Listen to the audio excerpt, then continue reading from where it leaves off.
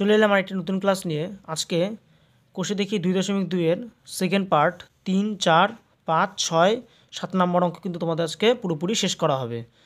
তো ধৈর্য ধরে বসো এবং খাতা পেন নিয়ে বসে পড়ো। পেজ নাম্বার কিন্তু তোমাদের হচ্ছে 30 নম্বর পেজ, ঠিক আছে? 2.2 করা হবে। হ্যাঁ, তো দেখো 3-এর প্রথমে এ নাম্বার অঙ্কটা দেখি। প্রথমে তার আগে কোশ্চেনটা পড়ে নিই। কী বলছে?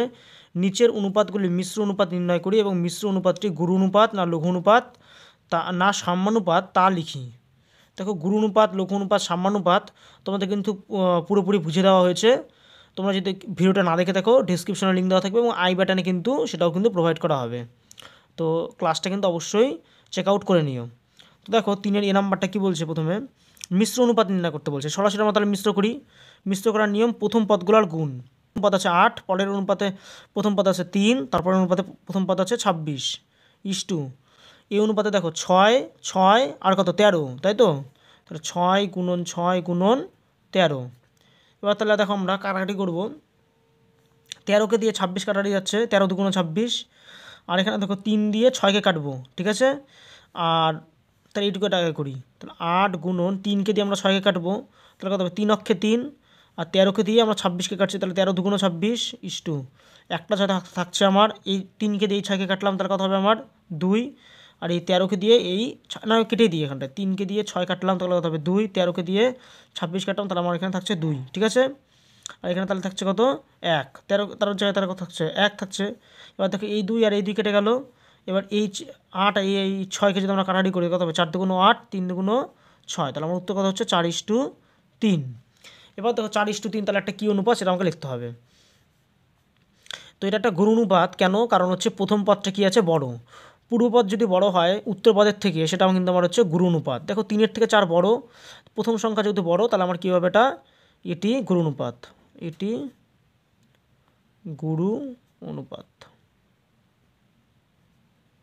এভাবে আমরা লিখে দেবো, ঠিক আছে? এবার দেখো 3-এর বি নাম্বারটা দেখি। বলছে একইভাবে প্রথম পদগুলো আমরা গুণ 7/5, 5/7 আর কত? 3। তাহলে আমরা লিখে নিই 7/5 গুণন 5/7 গুণন 3:2। পরের পদের গুণ একইভাবে 3 গুণন 1 পূর্ণ 1 16 গুণন 16। 3 গুণন 1 পূর্ণ 1 16 গুণন 16। হ্যাঁ, তাহলে দেখো এখানে 5, এখানে 5 কেটে গেল, এখানকার 7, এখানকার 7 কেটে গেল, তাহলে শুধু থাকলো 3। তাহলে 3:2, এখানকার 3 গুণন 16কে ভাঙলে কত হবে? তাহলে 16 অক্ষে 16 আগে 17, তো 17/16 গুণন কত? 16। এই 16 কাটলো, এখানকার 18 কাটলো, তার কথা থাকছে আমার তাহলে 1:17। এবার দেখো আমরা কি এর আগের অনুপাতটা দেখলাম 4:3, মানে প্রথম পদ কী ছিল? বড়, ওর জন্য একটা গুরু অনুপাত। এবার দেখো প্রথম পদ কী আছে? ছোট, তাহলে এটা কী হবে? এটি কী হবে তাহলে? অনুপাত লঘু অনুপাত। তোমরা যদি অনুপাতের প্রথম ক্লাসটা যদি আমার দেখো, তাহলে কিন্তু তোমরা কিন্তু এই গুরু অনুপাত, লঘু অনুপাত আরও কিন্তু ভালোভাবে বুঝে দেওয়া আছে। তোমরা কিন্তু অবশ্যই ভিডিওটা দেখে নেবে, ক্লাসটা দেখে নেবে, তাহলে কিন্তু পুরোপুরি বুঝতে পারবে। এবার দেখো সি নাম্বার অঙ্কটা করি। একইভাবে প্রথম পদ কী কী আছে? 8 7 22। তাহলে 8 গুণন 7 গুণন 22:2। পরে উত্তরপদ কী আছে? 5 12 13। তাহলে 5 গুণন 12 গুণন 13। এবার তাহলে আমরা কাটাকাটি করি একইভাবে। দেখো যদি আমরা 4 দিয়ে কাটি, তাহলে 4 2 8, 3 4 12, তাই তো? তাহলে এটাই প্রথমে লিখি। তাহলে 2 গুণন 7 গুণন 22:2, 5 গুণন 3 গুণন 13। দেখো 13 কি এগুলা কোনো সংখ্যা দিয়ে কাটাকাটি করা যাচ্ছে না, 3 দিয়েও যাচ্ছে না, 5 দিয়েও যাচ্ছে না। তাহলে আমার এই সংখ্যাটা কিন্তু আলটিমেট অ্যান্সার হয়ে যাচ্ছে আমার। তাহলে আমরা গুণ করি। 22 দুগুণ কত? 44, 44কে 7 দিয়ে গুণ করলে 4 7 কত? 28, 28-এর 8 হাতে কত? 2, 4 7 28, 29 30, মানে 308:2। এখানেও গুণ করি, 3 5 কত হবে? 15, 15কে দিয়ে যদি 13 গুণ করি তাহলে কত? 5 13 3 15 কত? 45-এর 5 হাতে থাকে কত? 4, 15 অক্ষে 15, 15 আর 4 19, 195 হয়ে যাচ্ছে আমার তাহলে অ্যান্সার, ঠিক আছে? তাহলে দেখো এখানটায় প্রথম পদটা যেহেতু বড়, তাহলে কী হবে? এটি গুরু অনুপাত। গুরু অনুপাত হয়ে গেল। এখন আমরা করব ডি নাম্বারটা। দেখো ডি নাম্বারটাও প্রথম পদ কী বলছে 2/3, পরের অনুপাতে প্রথম পদ বলছে 7/8। তাহলে লিখে নিই, তাহলে এখানে দাগটা দিয়ে দিই, 2/3 গুণন কত 7/8 ইস্টু, এবার দেখো উত্তর পদকে কী বলছে 5 আর 2, তাহলে 5 গুণন 2, ঠিক আছে। এবার দেখো এখানকার উপরের 2 এখানকার উপরের 2 কেটে গেল, তার কত থাকছে আমার, তাহলে উপরে 7 নিচে থাকছে 3 গুণন কত 8 ইস্টু এখানে থাকছে শুধু 5। তাহলে এবার আমরা গুণ করি। এবার দেখো যেহেতু আর কাটাকাটি করা যাচ্ছে না, তাহলে এবার কোনাকুনি গুণ, এটা তো আমাদের নিয়ম। 5 আর 40, 40কে যদি 3 দিয়ে গুণ করা যায় তাহলে 120, তাহলে 7:120। তাহলে দেখো এখানে পরের পদটা যেহেতু বড় আসলো, প্রথম পদ যেহেতু ছোট, তাহলে এটা কি লঘু অনুপাত লিখে দিই, তাহলে এটি লঘু অনুপাত। তাহলে এই কিন্তু আমাদের 3-এ 4টা অঙ্ক কিন্তু হয়ে গেল, বুঝতে পারলে।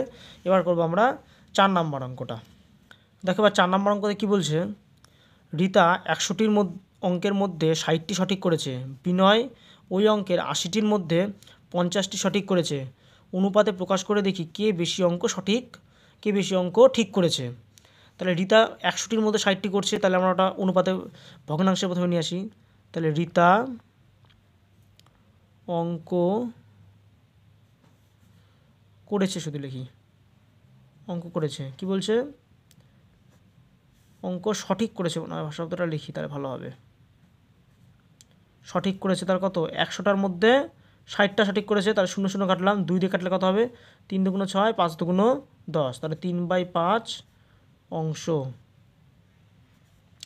এবার করব বিনয় অঙ্ক সঠিক করেছে কটার মধ্যে, বলছে 80টার মধ্যে 50টা, 0 0 কাটলাম, তার কত হবে 5/8 অংশ, তাই তো। এবার বলছে এটাকেই বলছে অনুপাতে প্রকাশ করতে বলছে, কী করতে বলছে অনুপাতে প্রকাশ করতে। তাহলে এবার তাহলে ভাষাটা লিখি, তাহলে রিতার সঠিক অঙ্ক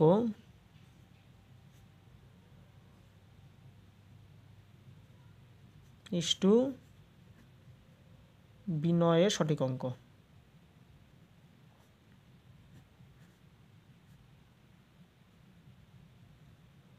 রিতার সঠিক অঙ্কের অনুপাত কত 3/5 ইস্টু বিনয় সঠিক অঙ্কের অনুপাত কত 5/8। দেখো যেহেতু ওপর নিচ কাটারি করা যাচ্ছে না, পাশাপাশি কিন্তু কাটারি করা যাচ্ছে না, তাহলে আমরা কী করবো, একটাই নিয়ম কি কোনাকুনি গুণ, তাই তো কোনাকুনি গুণ করলে কত হবে 3 24 ইস্টু 5 5 25। তাহলে আমরা দেখি বুঝতে পারছি, দেখো রিতা তাহলে 24 আসলো অনুপাত, আর বিনয়ের অনুপাত কত আসলো 25, তাহলে এই অনুপাত দেখে বোঝা যাচ্ছে কে বেশি করছে অঙ্ক, বিনয়। তাহলে উত্তর লিখি, তাহলে উত্তর যে বিনয় বেশি অঙ্ক ঠিক করেছে। আশা করি অঙ্কটা বুঝতে পারলে, যেহেতু এখানে 25 আসলো অর্থাৎ বিনয় কিন্তু বেশি করছে, এখানে 24 আসলো, 24-এর থেকে যেহেতু 25 বড় সেজন্য বিনয় কিন্তু বেশি অঙ্ক ঠিক করেছে। বুঝতে পারলে আশা করি, খুব সহজভাবে বুঝিয়ে দিলাম। তাহলে এবার 5 নম্বর অঙ্কটা করি। দেখো এবার 5 নম্বর অঙ্কটা কী বলছে, এবছরে মাধ্যমিক পরীক্ষায় আমাদের বিদ্যালয়ের 150 জন পরীক্ষার্থীর মধ্যে 100 জন এ গ্রেড পেয়ে উত্তীর্ণ হয়েছে। পাশের বিদ্যালয়ে 100 জন পরীক্ষার্থীর মধ্যে 80 জন গ্রেড এ পেয়ে উত্তীর্ণ হয়েছে। এবছর মাধ্যমিকে কোন বিদ্যালয় গ্রেড এ পেয়ে ভালো ফলাফল করেছে তা অনুপাতে প্রকাশ করে বের করি। দেখো 4 নম্বর এবং 5 নম্বরের মধ্যে কিন্তু কোনো একই রকম অঙ্ক, কোনো কিন্তু পার্থক্য নেই, শুধু এটা সংখ্যার পার্থক্য, তাছাড়া একদম সেম অঙ্ক। তো চলো অঙ্কটা একেবারে এটা করার চেষ্টা করি। তো সর্বপ্রথমে করবো যে হচ্ছে আমাদের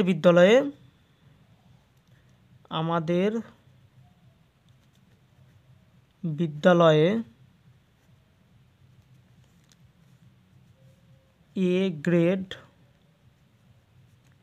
পেয়ে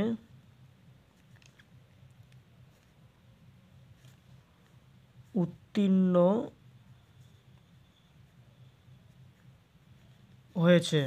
হয়েছে কত, বলছে 150 জন পরীক্ষার্থীর মধ্যে, 150 জনের মধ্যে বলছে 100 জন, ঠিক আছে, 150 জনের মধ্যে বলছে 100 জন, তাহলে 150 জন নিচে যাবে, তাহলে 0 0 কাটলাম, 5 দিয়ে কাটারি করলে কত হবে 5 2 10, 3 5 15, মানে 2/3 এত অংশ।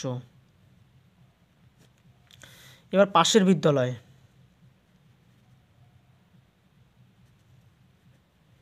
পাশের বিদ্যালয়ে এ গ্রেড পেয়ে উত্তীর্ণ হয়েছে। কতজনের মধ্যে? বলছে 100 জন পরীক্ষার্থীর মধ্যে বলছে 80 জন পরীক্ষার্থী এ গ্রেড পেয়েছে। বলছে 100 জনের মধ্যে 80 জন, তাই তো? 0 0 কাটলাম, 2 দিয়ে কাটলে কত হবে? 4 দুগুণ 8, 5 দুগুণ 10, মানে 4/5 অংশ। এবার এই দুইটা অনুপাতে কিন্তু অংশতে কিন্তু আবার চলে আসলো। এবার কী করতে বলছে? অনুপাতে প্রকাশ করতে বলছে। কি বলছে? অনুপাতে প্রকাশ করতে। তাহলে এবার অনুপাতে প্রকাশ করি। তাহলে আমাদের বিদ্যালয়ের এ গ্রেড, আমাদের বিদ্যালয়ের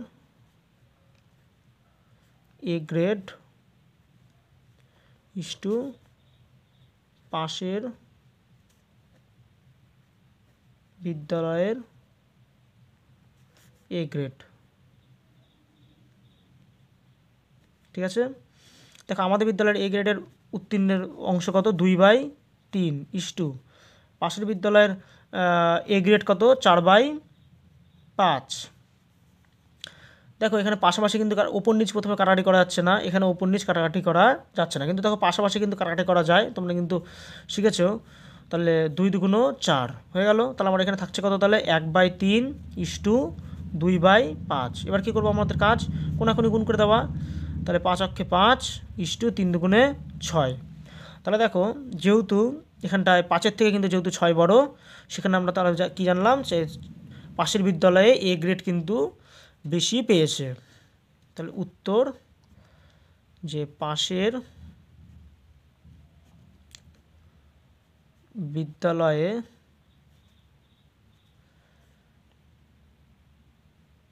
এ গ্রেড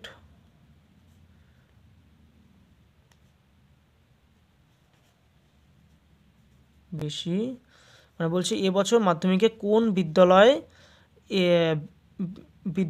গ্রেড এ পেয়ে ভালো ফলাফল করেছে। তাহলে পাশের বিদ্যালয়ে এ গ্রেড বেশি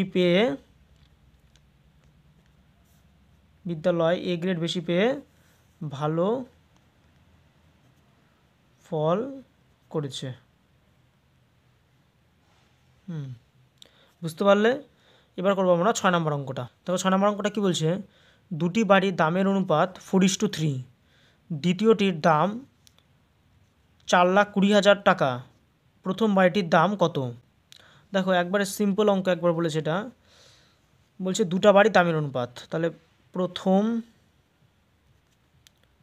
বাড়ির দাম বাই কি? দ্বিতীয় বাড়ির দাম, দ্বিতীয় বাড়ির দাম। অনুপাত মানে কিন্তু তোমরা কিন্তু ভাগ আকারে লিখতে পারবে, অনুপাত মানে ভাগ। তাহলে এখানে 4/3 ছিল, তাহলে আমরা ভাগ করলে কত হবে? 4/3 ইস্টু, মানে ইস্টুর জায়গায় আমরা মনে মনে ভাববো যে ভাগ আছে। তাহলে দেখো 4:3 মানে কত? 4/3 লিখতে পারবো। এবার দেখো দেওয়া আছে আবার দ্বিতীয় বাড়ির দাম দেওয়া আছে, তাহলে কথাটা লিখে নিই। তাহলে দ্বিতীয় বাড়ির দাম কত বলা আছে? 4,20,000। হ্যাঁ, এত টাকা। তারপর আমাদের কি কাজ? যেহেতু বলে কি করব? যার দাম দেওয়া আছে, মানে যার পরিমাণটা দেওয়া থাকবে তাকে তার অনুপাতে ভাগ করবো। দেখো দ্বিতীয় বাড়ির অনুপাত কত? 3, তাকে 3কে তাহলে 3 দিয়ে, মানে 4,20,000কে আমরা তাহলে কিন্তু 3 দিয়ে ভাগ করব। যার পরিমাণ দেওয়া থাকবে তাকে তার অনুপাতে ভাগ করব। তাহলে দ্বিতীয় বাড়ির যেহেতু দাম দেওয়া আছে, তাহলে দ্বিতীয় বাড়ির অনুপাতে আমরা তাকে ভাগ করব। তাহলে দ্বিতীয় বাড়ির দাম কত? 4,20,000, তাকে তাহলে তার অনুপাতে ভাগ করলাম। তাহলে 3/14 হয় 42, আর বাকি 4টা শূন্য। ঠিক আছে? এত হয়ে গেল। তাহলে আমার এটা শুধু অনুপাত ভাগ করলাম, অর্থাৎ প্রথম বাড়ির দাম, অর্থাৎ প্রথম বাড়ির দাম কত হচ্ছে? তাহলে আমার এই 1,40,000 গুণন কত? 4/14 কত হবে? 56,000, সরি 5,60,000 টাকা। ঠিক আছে? এত টাকা তাহলে আমার দাম হয়ে যাচ্ছে, প্রথম বাড়ির দাম। তাহলে প্রথম বাড়ি কিন্তু দাম কিন্তু তোমাদের বেশি চলে আসলো। এবার দেখো তাহলে বলছে, এবার বলছে প্রথম বাড়ির দাম যদি 70,000 টাকা বলছে বেশি হতো, তাহলে 70,000 টাকা বলছে বেশি হলে, তাহলে আমার দাম কিন্তু আগে কিন্তু 5,60,000 টাকা কিন্তু চলে আসছে। আরও বলছে 70,000 টাকা যদি বেশি হতো তবে তাদের দামের অনুপাত কত হতো। তাহলে লিখি, যদি প্রথম বাড়ির দাম 70,000 টাকা বেশি হয় তবে প্রথম বাড়ির দাম হবে কত হবে, 5,60,000 যোগ কত 70,000, তাই তো। তাহলে এদিকটা 4টা শূন্য, এদিকটা 4টা শূন্য যোগ করে দিই, তাহলে 4টা শূন্য 4টা শূন্য হবে, ঠিক আছে। 6 আর সাথে কত, 7 6 13, 5 আর 6, তো ঠিক আছে, 6,30,000 এত টাকা, এত টাকা, বুঝতে পারলে। এবার তাহলে দেখো, আর প্রথম বাড়ির দ্বিতীয়, এটা তো প্রথম বাড়ির দাম গেল, আর দ্বিতীয় বাড়ির দাম যা আছে তাই থাকবে। দ্বিতীয় বাড়ির দাম কত ছিল, 4,20,000 টাকা, এটাই আছে। তাহলে এখন প্রথম বাড়ির দাম আমরা পাই গেলাম, আর দ্বিতীয় বাড়ির দাম আমাদের আগেই দেওয়া আছে। তাহলে অর্থাৎ এখন, তাহলে লিখি, অর্থাৎ আর লিখতে হবে না, তাহলে এখন প্রথম বাড়ির দাম ইস্টু দ্বিতীয় বাড়ির দাম। প্রথম বাড়ির দাম কত বলে দেওয়া আছে, তাহলে কতবার করলাম আমরা, 6,30,000 ইস্টু দ্বিতীয় বাড়ির দাম কত, 4,20,000, ঠিক আছে। দেখো এদিককার 4টা শূন্য, এদিককার 4টা শূন্য কেটে যাচ্ছে, তাহলে কত হবে, তাহলে 63 ইস্টু কত 42, 63 ইস্টু 42। এবার দেখো আমরা কত দিয়ে কাটবো, যদি 3 দিয়ে কাটি, দেখো তাহলে 3 দুগুণ 6, 3 অক্ষে 3, তার মানে 3 একুশ 63, তাহলে হচ্ছে, আর 3 দিয়ে কাটলে 3 অক্ষে 3, 3 4 12 হয়ে গেল। এবার দেখো যদি আমরা 7 দিয়ে কাটি, তাহলে 3 7 21, 7 দুগুণে 14, তার মানে হয়ে গেল তাহলে 3:2। তাহলে দ্বিতীয় বলছে, তাহলে তাদের দামের অনুপাত কত, তাহলে দামের অনুপাত তাহলে আমার কত চলে আসলো, 3:2, ঠিক আছে। এই ছিল তোমাদের অঙ্ক 6 নাম্বারটা। চলো এবার 7 নম্বর অঙ্কটা দেখি। বলছে একটি বাঁশ থেকে এক টুকরো বাঁশ কেটে নেওয়া হলো এবং দেখা গেল দুটি বাঁশের দৈর্ঘ্যের অনুপাত 3:1। বলছে নিচের সারণী থেকে টুকরো দুটির দৈর্ঘ্য কী হতে পারে, বাঁশটির দৈর্ঘ্য কী হতে পারে সেটা লিখি। প্রথমটার অনুপাত কত, প্রথমের অনুপাত কত, 3, 3কে করেছে 30, তার মানে 3কে কত দিয়ে গুণ করলে 30 হয়, 10 দিয়ে গুণ করলে, তাহলে আমরা 1কেও কত দিয়ে গুণ করবো, 10 দিয়ে, তাহলে এটার দৈর্ঘ্য কত হবে, 10, বুঝতে পারলে। তাহলে মোট দৈর্ঘ্য কত হচ্ছে, তাহলে আমার 30 আর 10 40, বুঝতে পারলে, 30 আর 10 40। তারপরে দেখো আমার অনুপাত দেওয়া আছে 3:1। এখানে বলছে দ্বিতীয় টুকরোর দৈর্ঘ্য বলছে 15, তার মানে দ্বিতীয়টার অনুপাত কত ছিল, দেখো ছিল 1 ছিল, তার মানে 1কে করেছে 15, তার মানে 1 সমান সমান কত 15, তাহলে 3 সমান সমান কত হবে, তাহলে 3 15 45, বুঝতে পারলে, এই যে 45, এবার 45-এর সঙ্গে 15 যোগ করলে কত হবে, 60। এগুলো কিন্তু প্রত্যেকটা একই একক, ঠিক আছে। এটা হচ্ছে ডেসিমিটার, তোমরা লিখে দেবে, এটা একক কিন্তু অবশ্যই মাস্ট, এখানে ওটা তাহলে ডেসিমিটার, ঠিক আছে, এখানে তাহলে ডেসিমি, বুঝতে পারলে। এটা একবারে সহজ অঙ্ক ছিল, ওর জন্য এটা বই তোমাদের করে দিলাম। তো তোমরা অবশ্যই কিন্তু এটা খাতায় ছকটুকে কিন্তু অবশ্যই করে নেবে। আশা করি তোমাদের ক্লাসটা ভালো লাগলো একটা লাইক করো, কমেন্ট করো এবং বন্ধুদের মধ্যে শেয়ার করো।